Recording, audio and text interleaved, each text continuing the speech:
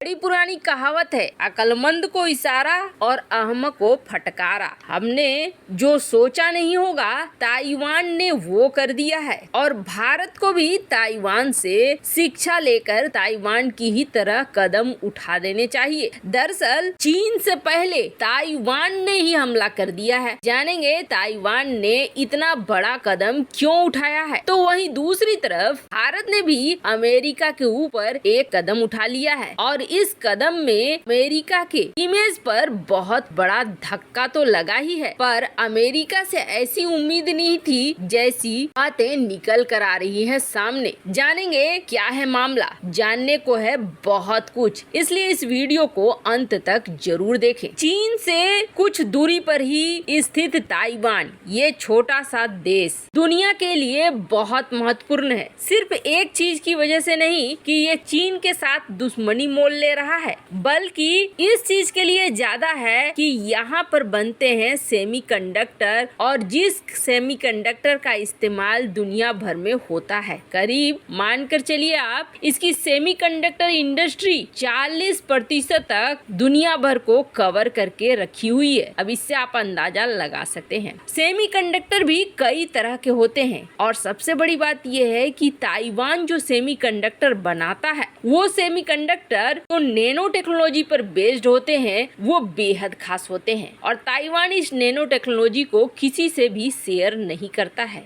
Semiconductor के मामले में कई ऐसी टेक्नोलॉजी है जिसे बचाकर ताइवान रखता है और यही वजह है कि मात्र कुछ ही सालों में जहां ताइवान जो चीजें एक्सपोर्ट करता है उसमें 18% थी हिस्सेदारी सेमीकंडक्टर की, तो वो बढ़कर हो गई है 40%। 40% से आपको समझ में आ गया होगा कि ताइवान कितना बड़ा हिस्सा अपनी एक्सपोर्ट का इसमें रखता है और कितनी बड़ी कमाई सेमीकंडक्टर से करता है। अब चीन जो पहले से ही चोर है और उसे कोई न कोई रास्ता चाहिए, जब उसने देखा कि यहाँ पर बेहतरीन टेक्नोलॉजी बेस्ड सेमीकंडक्टर बनते हैं तो यहाँ पर भी उसने चोरी करनी शुरू कर दी। उसने अमेरिका की ही तरह नीति अपनाई। दरअसल अमेरिका क्या करता है, जब भी किसी देश में काफी टॉप के लोगों को देखता है उन्हें बहुत हाई सैलरी या रिश्वत वगैरह देकर अपने तरफ पाले में कर लेता है। आप देखेंगे बहुत सारे देशों के वैज्ञानिक हो या कोई खास शख्स हो, कई बार वो अमेरिका के नागरिक बन जाते हैं, अमेरिका की सैलरी से मोहित हो जाते हैं और अपने देश को छोड़कर अमेरिका की तरफ चले जाते हैं। अमेरिका यही चीज अभी हाल ही में रूस के ऊपर भी इम्प्लीमेंट कर रहा है, जिसमें ये बातें कही जा रही है कि अमेरिका रूस के डिफेंस सेक्टर में जो काफी प्रसिद्ध वैज्ञानिक हैं उनको हायर करने का सोच रहा है, उनको मोटा पैसा देकर अपनी तरफ खींचने का सोच रहा है, मतलब कि रूस की जड़ों को ही कमजोर कर देना। अब ऐसा ही चीन भी सोच रहा है और चीन न सिर्फ सोच रहा है बल्कि चीन ने तो काम करना शुरू भी कर दिया है। दुनिया भर में ये इल्जाम चीन के ऊपर लगते ही हैं कि वो बौद्धिक संपदाओं की चोरी करता है। बौद्धिक संपदा मतलब इसी तरह की जो नई नई खोज होती है, नई नई इनोवेशन, नई टेक्नोलॉजी, इसको चोरी करने में चीन माहिर है। तो फिर ताइवान को कहाँ छोड़ने वाला था। हाल ही में ताइवान की तरफ से एक बयान आया था कि उसकी सेमीकंडक्टर इंडस्ट्री में सेंध लगा चुका है चीन। यहाँ के जो टॉप क्लास के लोग हैं उन्हें चुरा रहा है और हमारे जो ट्रेड सीक्रेट हैं उनको भी चुरा रहा है, हमारे जो टेक्नोलॉजी है उसको भी चुरा रहा है। अब ये सब देखते हुए ताइवान के होश उड़ने तो तय थे, क्योंकि उनकी इनकम का एक बड़ा रेवेन्यू इसी से आता है। ऐसे में चीन के ऊपर पहली बार ताइवान ने एक्शन ले लिया है और ताइवान ने ये एक्शन दोनों के ऊपर लिया है। एक तो अपने देश में जो ऐसे गद्दार हैं उनके ऊपर भी ले लिया है और चीनी कंपनियों के ऊपर भी ले लिया है। सबसे पहले तो अपने देश में उसने कानून लागू किया है और इस कानून के आधार पर अगर कोई व्यापारिक सीक्रेट होता है तो जिस व्यक्ति की वजह से होगा उसे 10 से 12 साल की सजा मिलेगी, साथ ही $1 मिलियन से लेकर $3.5 मिलियन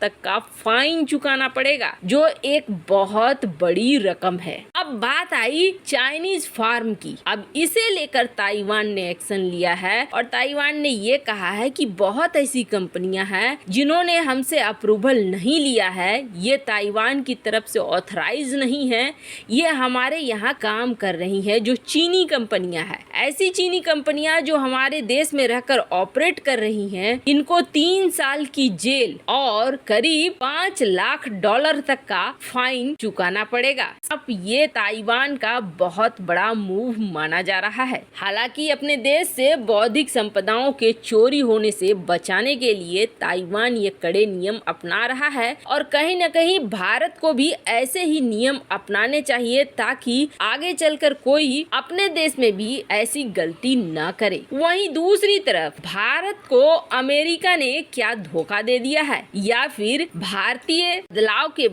बदलाव के बाद चीजें कुछ गड़बड़ हुई है। दरअसल एक बहुत बड़ा निर्णय सामने आया है। निर्मला सीतारमण जब रक्षा मंत्री हुआ करती थी 2019 में, तब उन्होंने एक ऑर्डर दिया था और इस ऑर्डर के तहत 6 और राइफल्स खरीदे जाने थे। 75,000 ये राइफल्स खरीदे जाने थे और इसके लिए अमेरिका की कंपनी ने सबसे कम बिड किया था, जिसकी वजह से उसे ये डील दे दी गई थी। 6 और ने बिड किया था पर 6716 राइफल के लिए $990, करीब 60,000 के आसपास। पूरी जो इनके फीचर है वो सब कुछ बहुत अच्छे थे। उसे देखकर ये उस वक्त का सबसे अच्छा राइफल लगा और कम दाम पर ही था, इसलिए इसके लिए करीब 75,000 के ऑर्डर दे दिए MOD ने, यानी मिनिस्ट्री ऑफ डिफेंस ने। इसके बाद पहली खेप भी आ गई, लेकिन पहली खेप जब आई है तो ये उम्मीद किया गया कि वो खरी उतरेगी, लेकिन उसमें खराबी पाई गई। ऐसा पाया गया जैसे इसे चला पाना ही मुश्किल है। कई तरह के